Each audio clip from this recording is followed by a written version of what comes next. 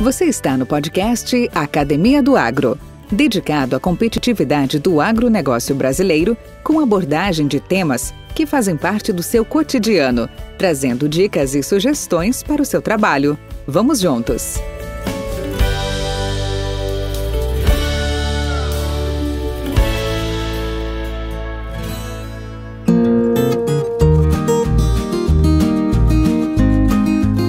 Todos os envolvidos com o agro conhecem a figura do consultor agrícola. Ele é o profissional que encurta as distâncias entre o conhecimento e o produtor, trazendo inovação ao campo e possibilitando que a produção agrícola siga sempre avançando. A vida de um consultor agrícola não é nada fácil. Muitas viagens, isso faz parte do seu dia a dia. Ele vai passar muito tempo longe da sua família, dos seus amigos, vai ter que abdicar de um relacionamento mais próximo com as pessoas mais próximas. É rotina do consultor desenvolver vários projetos simultaneamente, exigindo deles disciplina para administrar o projeto da vez e desenvolver mecanismos de gestão que permitam gerenciar os outros ao mesmo tempo. Esse cara terá que decidir o nível de importância e de urgência que cada um dos projetos exige, sabendo que é melhor fazer um projeto de cada vez e fazer bem feito, do que fazer muitos e entregar de forma incorreta. Ou meia boca. Há uma necessidade constante de estudos.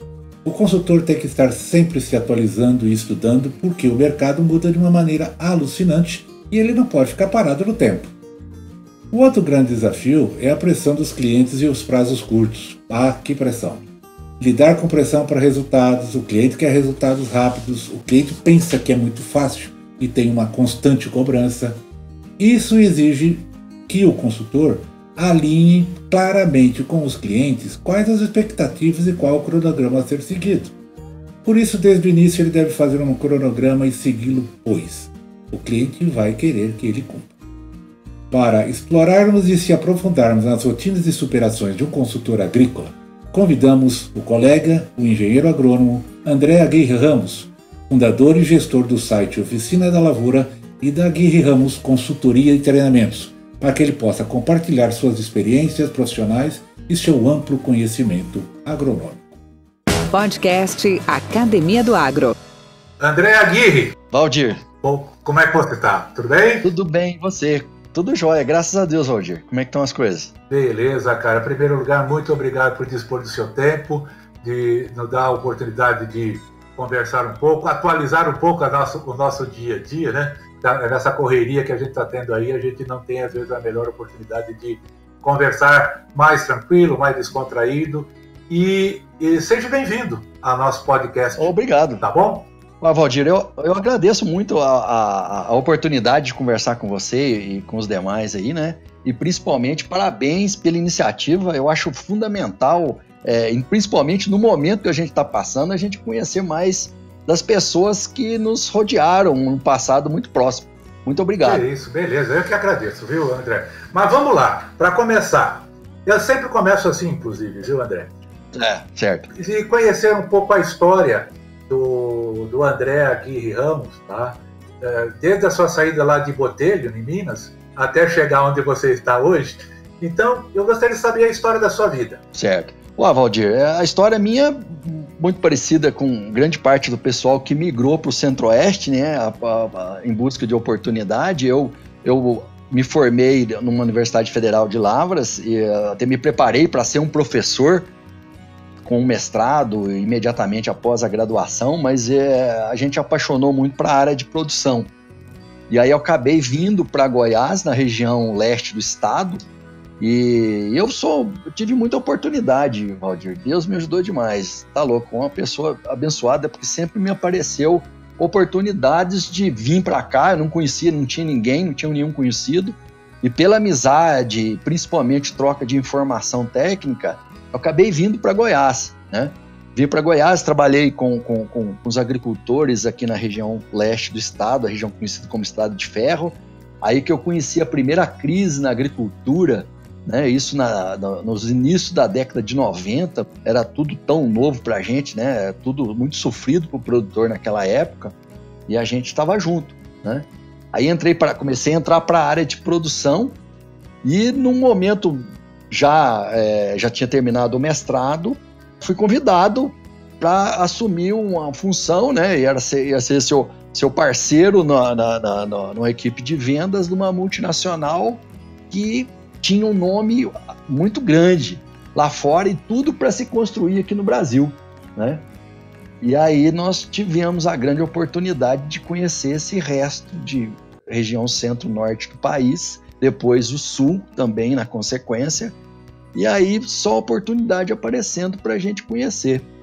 E ainda me lembro bem do Sr. Carlos Mariano, né, na primeira reunião que nós fizemos lá em Santa Cruz, ele falou que a responsabilidade, principalmente nossa aqui do Cerrado, era muito grande, porque nós tínhamos os insumos muito caros, os recursos eram mais escassos e as dificuldades eram muito grandes para a gente aqui, principalmente com o ambiente, clima, solo, etc. Então, e eu tinha que buscar isso aonde quer que eu ficasse sabendo.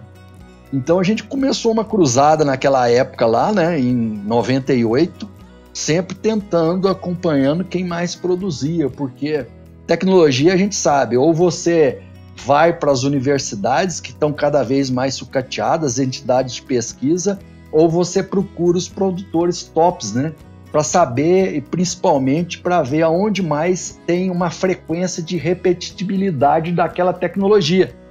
E aí você economiza muitos ensaios, vamos assim dizer, e foca naquilo que praticamente dá o maior resultado. E aí foi uma cruzada, nós tínhamos uma pessoa muito grande, né? Nós participamos do sucesso de uma empresa que o foco principal era em ajudar o produtor. E a gente vê isso, lamentavelmente, cada vez mais deixado de lado por fatores, às vezes, que é muito incompreensível para quem está de fora, né? E aí o foco nosso era 70% produtor. E foi praticamente, foram uns 16 anos trabalhando nesse sentido. Foi abrindo porteiras para a gente, né? A gente foi para os Estados Unidos atrás de tecnologia que a gente poderia adaptar para a situação nossa, e fazer ensaio e conhecendo pessoas extraordinárias que a gente achava que só tinha aqui no Brasil, pessoas fantásticas também, muito modestas, que tinham grande capacidade de transmitir o conhecimento que eles tinham adquirido com muito recurso e principalmente com muitos anos de experiência. Então foi muito bom, Valdir, tá louco. Foi uma vida. E foi mesmo. Cara, você comentou aí muita propriedade. Tu saiu de Lavras, tu é mestre em fertilidade do solo e nutrição.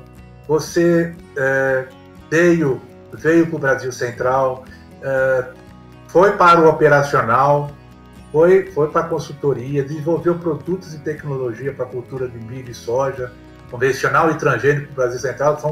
Fazemos parte, né, dessa introdução. Sim, foi, exatamente, plantando na véspera de Natal. Primeira empresa, depois de liberado, que você ajudou a gente ainda, né? Montando ensaio para tentar conhecer melhor e trazer mais benefício para o produtor desde aquela época, exatamente. Você também ocupou cargos de grande responsabilidade, com uma grande equipe na mão. Você foi gerente de produto e tecnologia da Pioneer durante muitos anos. Hoje, né, DuPont Brasil, e hoje Corteva, né? Hoje já está com uma nova nomenclatura.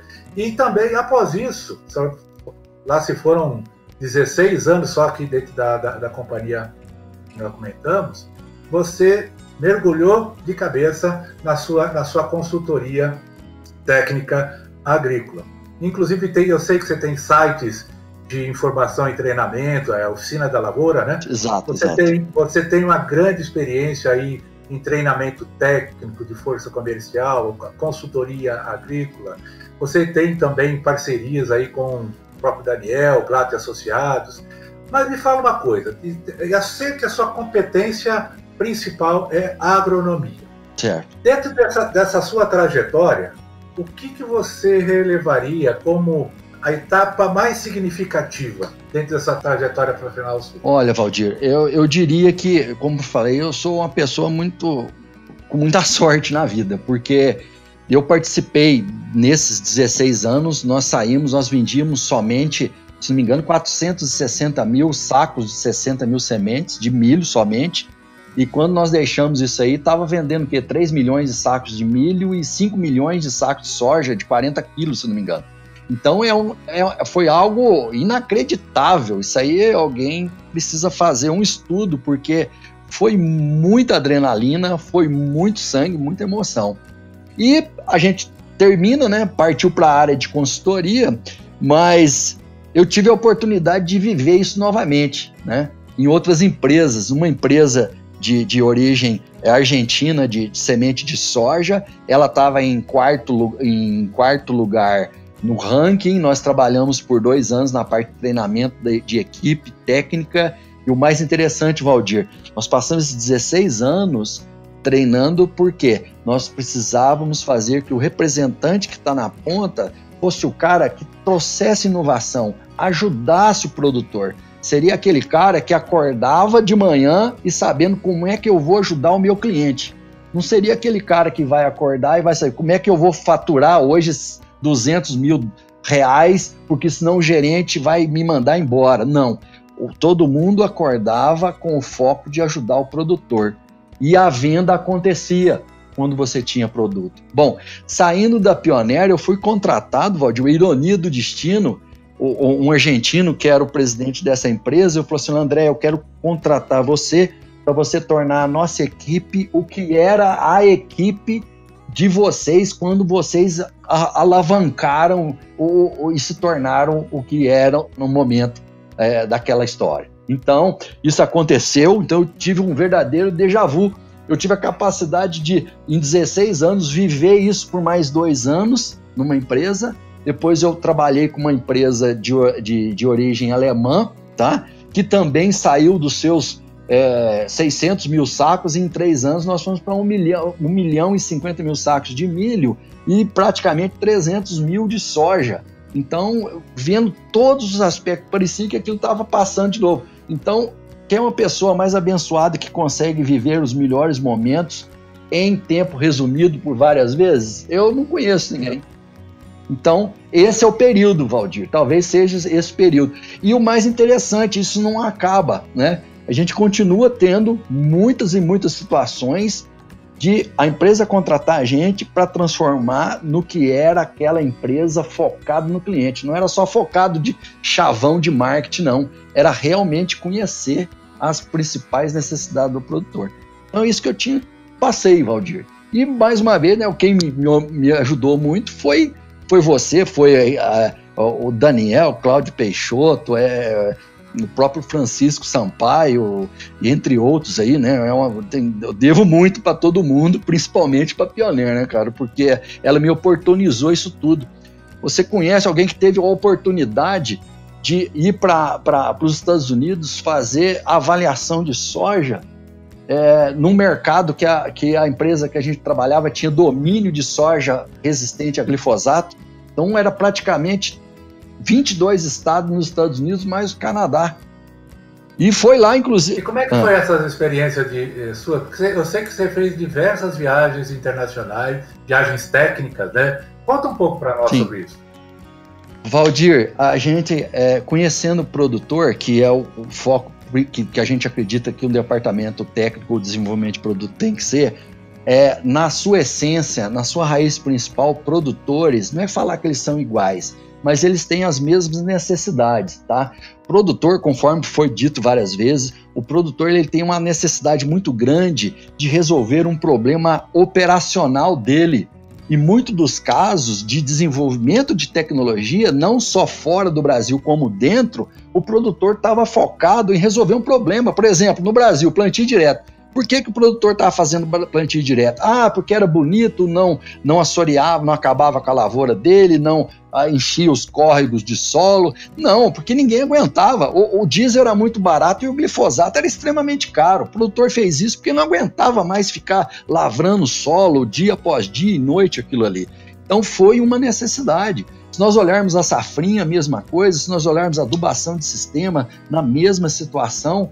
Se nós olharmos a soja Roundup que entrou no Brasil no início ilegalmente, foi justamente para isso, que o produtor não aguentava mais no sul do Brasil passar herbicida a maioria das plantas daninhas resistente à maioria dos grupos de herbicidas que usavam, e tinha a facilidade de usar um produto só para controlar a grande maioria das plantas. E isso se disseminou o Brasil todo numa época que não era nem legalmente permitido.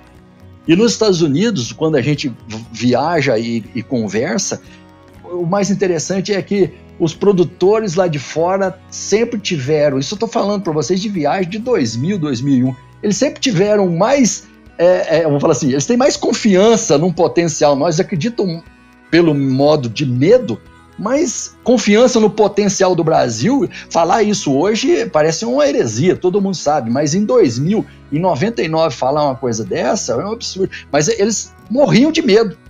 Era só questão de resolvermos problemas de logística, às vezes problemas de políticos, etc., e eles tornaram um grande celeiro do mundo. E é o que está se caminhando por mais ou menos tempo, né?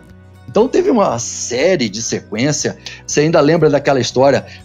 A gente estava em setembro de 2007, a gente estava na maior estação de pesquisa de soja dos Estados Unidos, e a gente avalia 3.000, 4.000 materiais por dia. Então você tem num plot, se você fica coisa de 8 segundos no máximo, e você não pode bobear, senão você já perde a avaliação. Eu peguei uma folha, estava mudando de plot, olhei ferrugem, né? Pô, ferrugem para nós é o negócio mais banal do mundo. Pus no bolso, terminamos de olhar, eram umas 5 horas da tarde. Eu chamei o chefe da estação, perguntei se ele já tinha identificado ferrugem, ele falou que não, porque a Universidade de Iowa, que está a 30 milhas dali, eles estão fiscalizando e não tem ferrugem no meio oeste americano. Eu peguei a folha e entreguei para ele. Bom, a partir daquele momento, minha vida mudou. Por quê? Porque praticamente, vamos falar assim, de histórias, né? O Daniel Glatt tinha sido promovido, estava há 2 semanas nos Estados Unidos, e eu encho muito o saco dele, porque isso pegou uma repercussão muito grande, né? Era a ferrugem mesmo, e para mim já tinham identificado, eles tinham alguma coisa no sul dos Estados Unidos, mas na área importante agrícola não tinha. E nós estávamos circulando, nós saímos de Iowa e fomos para Ohio, e eu tive que voltar, porque a hora que eu cheguei lá para voltar, tinha uma comitiva para ir comigo no ensaio. Parecia aquilo que eu tinha levado o Brasil, né? Eu estava falando em medo, até de talvez tinha uma característica de bioterrorismo.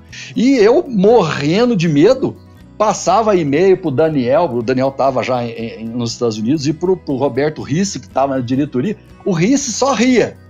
E o Daniel falou assim: eu quero mais que essa soja aqui nos Estados Unidos se exploda para o preço no Brasil arrebentar. E aí eu fiquei sozinho, né? Eu falei, agora o que eu vou fazer? Bom, disso aí nós pegamos folha suspeita junto com o pessoal do USDA, foi encaminhado para o laboratório. Isso era um sábado, eu lembro que era um sábado, era 9 horas da manhã, estava 5 graus, garoando, um frio danado, já tinha começado a esfriar mais cedo, e na segunda-feira saiu o resultado que realmente estava na planta, mas também outras estações de pesquisa já mostraram que tinham realmente várias situações de presença de ferrugem pelo replantio que aconteceu com uma frequência muito grande aquele ano. Então foi um desespero danado, né? Eu vou ser preso aqui e vou ficar bem conhecido do lado negativo, né? Mas foi uma experiência ótima. E uma reportagem que eu fiz questão de guardar foi o governador do estado de Iowa, ele muito triste, né, pela reportagem, falando que achar ferrugem naquela época, naquela situação, os modelos matemáticos já estavam prevendo isso. Agora, eles tinham treinado 600 agrônomos, pesquisadores para identificar ferrugem, e veio um brasileiro e identificou na frente deles. Então essa foi a mágoa, né, disso aí. E do Daniel eu encho o saco dele, porque ele estava 2 semanas lá, eu falo que ninguém sabia que ele estava lá, eu com 4 dias, acho que o mundo inteiro sabia que eu estava lá nos Estados Unidos. Muito interessante essa história, viu? Pois é, mas foi triste. Você também foi para a China, né? Fui. Então, outra oportunidade, existe um programa de embaixadas que liderada por uma universidade, no caso de soja, foi liderada pela Universidade da Geórgia. Conheci o reitor em uma oportunidade, depois o chefe de departamento de agronomia lá, né? Nós fomos num convite muito interessante, porque A China é o berço da soja no mundo, como o México é do milho. Então, a missão nossa, eu praticamente foram alguns americanos, foi pessoal da Europa e etc. O foco era como é que vamos fazer para tentar fazer alguma coisa para o chinês continuar plantando soja ou tendo uma rentabilidade, porque as áreas são muito pequenas. 0,3 acre praticamente por pessoa, são 3 pessoas na família, então eles têm quase 1 acre que vai dar meio hectare. Então você imagina, meio hectare o cara não consegue nem engordar um porquinho, então ele vai ter que plantar milho ali mesmo. Então cada vez mais o pessoal não usando, vamos chamar, sementes caseiras, genéticas caseiras de soja, isso uma hora dessa pode aparecer vamos traçar um paralelo para os dias atuais, um coronavírus lá para a soja e não vai ter um material resistente que possa ser utilizado no germoplasma das empresas para não precisar entrar com nenhum produto e ser naturalmente resistente. Então foram 21 dias na China, foi a melhor viagem que eu fiz na vida, um conhecimento, uma outra cultura. Eu tive numa região onde começou a agricultura há 3.000 anos, Valdir. Você imagina, 3.000 anos de cultura contínua, né? Então é uma interpretação totalmente diferente. Eu tive em região com um pessoal de vendas, né, de representante, que nunca tinha ido um ocidental, né? Eu tava parecendo o bicho de circo lá, todo mundo olhando para mim lá, né? Falou, quem que é esse cara aí, né? Que não tem o olho puxado, coisa parecida.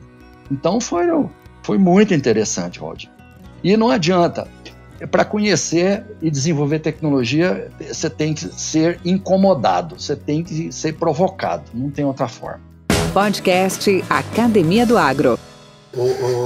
André, voltando dessas suas viagens, e olhando agora aqui um pouquinho para dentro do nosso país, onde nós atuamos, obviamente, a gente vê que os agricultores estão cada dia mais ávidos por inovações, inovações essas que os ajudem a vencer desafios que enfrentam. Os avanços das tecnologias habilitadas para informação aumentam a cada hora, a cada dia, com uma velocidade tremenda e diminui o seu preço.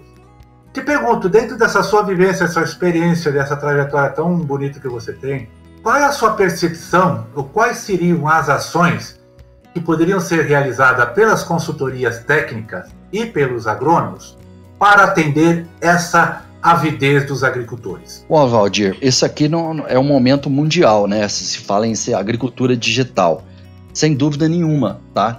Muito dos pontos que a gente fala, a gente tem que tomar cuidado, tem que ser testado, muita coisa tem que ser testada. A variabilidade que nós temos de solo é imensa em relação à situação dos Estados Unidos, tá? Então, a diversidade é totalmente diferente. Nós ainda temos sofrendo, ninguém em nenhuma parte do mundo tem uma condição de fazer 2 safras ao mesmo tempo, né? Ao mesmo tempo não é mesmo a época chuvosa, que nem o Brasil, em grande quantidade, que é a situação de verão e uma segunda safra, tá? Então isso demanda muita coisa, e é o meu foco desde praticamente quando saí da Pioneer, era justamente isso. Como é que a gente faz para o produtor ter uma condição de mais estabilidade, de conhecer mais? Nós temos todas as tecnologias embarcadas hoje em equipamento, que é muito gostoso da gente saber disso aí, né?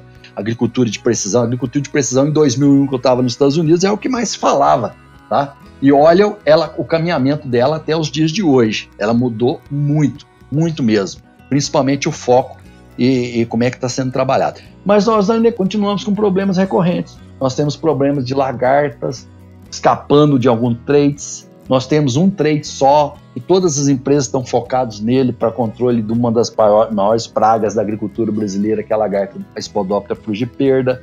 Isso aí não vai ficar legal nos próximos 2 anos. Como dizia, teve um pesquisador dos Estados Unidos que ele falou que poucas vezes você pode fazer uma situação de usar matemática na agricultura, na agronomia, e lagarta era. A partir do momento que você tem 24 gerações de lagartas, cara de cartucho, em cima de um trait, ou de um controle biológico, ou de um controle químico, você vai começar a selecionar indivíduos resistentes. Então, isso que aconteceu. Nós assistimos isso tudo, Valdir. Nós dois aqui no Cerrado e outros colegas ao vivo e a cores do que aconteceu, e infelizmente é o que vai acontecer. Então a gente tem que ir atrás de tecnologia. Existe essa agricultura digital, já sabendo disso, no caso, a gente foi para onde? Nós viajamos para a Austrália há 3 anos atrás, justamente para isso, né? Aqui já existiam novos produtos, como o caso dos benzoatos de amamectina.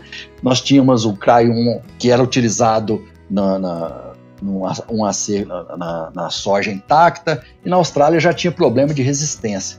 Eu andei praticamente 3.500 quilômetros na Austrália, conversei com 4 pesquisadores renomados, e a gente acaba verificando que, às vezes, a tecnologia, principalmente de dar mais vida ao trait, foi negligenciada em grande aspecto.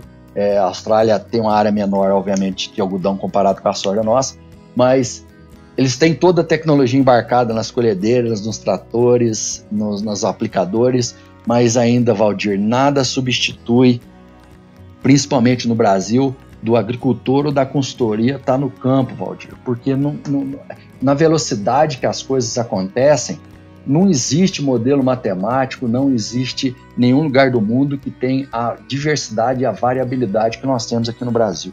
Então, a agricultura digital é uma ferramenta importantíssima, certo? Importantíssima, principalmente na parte de controles, mas o que acontece ano a ano é uma situação totalmente diferente. Aqui no Cerrado, ano passado, nós tivemos problema no sorgo, um pulgão que já foi problema há 12 anos atrás no México. Pegou o Triângulo Mineiro ano passado, esse ano já apareceu na região, várias regiões, não só de Minas como de Goiás, em algumas outras regiões do noroeste de Minas, em detrimento disso aí. Então não adianta, não existe uma regra pronta. A gente fica com medo, Valdir, porque às vezes na consultoria, e até o medo que a gente tem, porque às vezes o filho do agricultor, ele está fazendo agronomia, ele fala assim, olha, será que eu não vou trabalhar mais com essa turma? O filho do produtor normalmente está focado em ajudar o pai, principalmente nos fatores de administração, tá?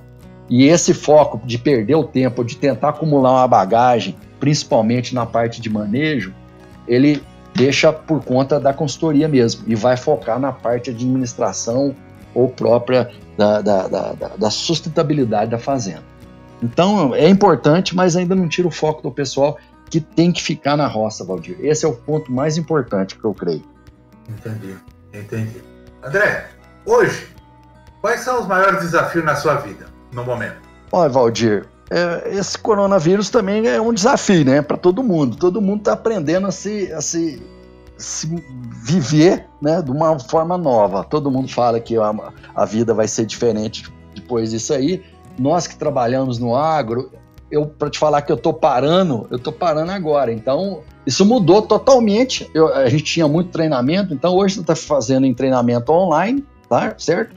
E a gente tem que mudar. Por que a gente tem que mudar? Porque algumas empresas, elas têm umas necessidades diferentes.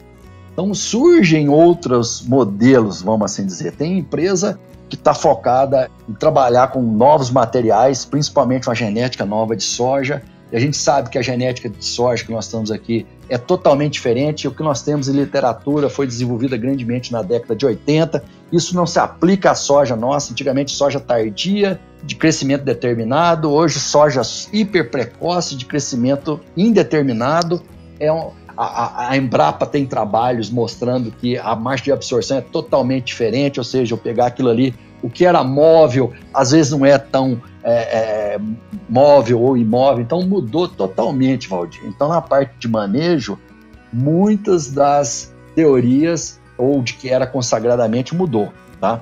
Então é se adequar, agora que a gente está parando mesmo, porque, vamos falar assim, terminou as aplicações nas lavouras, a gente trabalha hoje com aproximadamente 30 mil hectares no verão. Eu tenho uma equipe, são 5 pessoas que me auxiliam numa área dessa. Nós temos aproximadamente 15 mil hectares de milho safrinha, 5 mil hectares de sorgo, temos 3 mil hectares de trigo, tá, na região de Minas. Então, o desafio é o tempo todo. Dólar alto, alguns não compraram fertilizantes e insumos. Então, Valdir, essa vida nossa, principalmente do agro, é muito difícil, tá? De você ficar parado, não tem como. Ficou parado, as pedras têm que estar rolando, né? Senão fica para trás. Então, essa seria o grande desafio hoje, é manter a rentabilidade do produtor, né? A maioria já fechou para o ano que vem, então nós temos uma margem boa para trabalhar se o clima ajudar um pouquinho, mas a partir daí é só na esperança mesmo. André, eu vou te abraçar eu vou te apertar sem abraçar, né? Até por conta do isolamento. Mas me diga assim, quais são os seus heróis dentro da sua trajetória de vida? Valdir, é muito herói, Valdir. Eu sempre fui ajudado por muitas pessoas. Na faculdade eu tive um orientador e o que eu te falei, eu tive muitas oportunidades. Eu comecei a trabalhar com soja e feijão, principalmente feijão, né? Naquela época, dentro da faculdade, o feijão explodiu, tá? E o preço, na primeira vez que foi a níveis tão altos, e eu, dentro da faculdade, já tinha andado de avião por conta de uma empresa nacional, já tinha conhecido Rio Verde, nem sabia onde é que ficava, conhecia o Paraná, conhecia Irecê na Bahia, conhecia todas as regiões. Então são heróis do tipo do professor Arnoldo lá na Faculdade de Lavras, outros que me orientaram no mestrado. Eu trabalhei na área de produção na antiga Arisco, né, na região, foi a primeira que veio os tomates híbridos, a gente produzia 50, 60 toneladas, chegamos a produzir 130 toneladas, fui premiado, fui viajar para o México, para o Chile, para conhecer o sistema lá. Então, Valdir, o que não me falta é gratidão para um monte de jeito, tá? Dentro da Pioneer, me ajudaram demais, né? Então, heróis é o que eu mais tenho, Valdir. E a maioria estão todas na ativa aí. Eu devo muito, vamos falar assim. Devo, não nego, pago quando puder. André, fica aqui também a nossa gratidão pela essa oportunidade de bate-papo.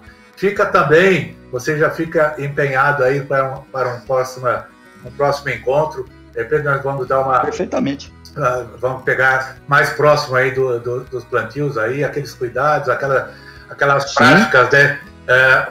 Como é que nós chamávamos? As práticas de custo zero, né? Sim, exatamente. De alta eficiência. De alta eficiência, né? Então eu espero contar contigo aí no próximo episódio.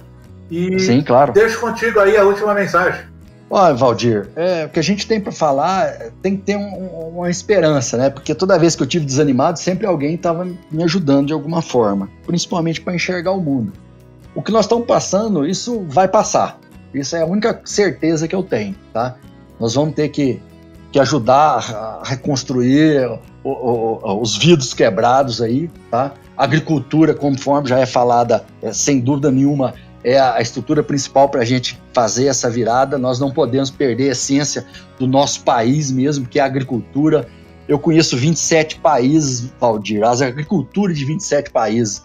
Não tem nada igual a esse país, de clima, de solo, de tecnologia, tá? Você tem os Estados Unidos que tem muito recurso, mas ter recurso com a quantidade de aproveitamento, de eficácia que tem os agricultores brasileiros, que tem assistência técnica, que tem a Embrapa aí fazendo força, sem recurso, colegas nossos que estão lá. Então, a gente tem certeza que isso vai dar certo, é só uma questão de momento.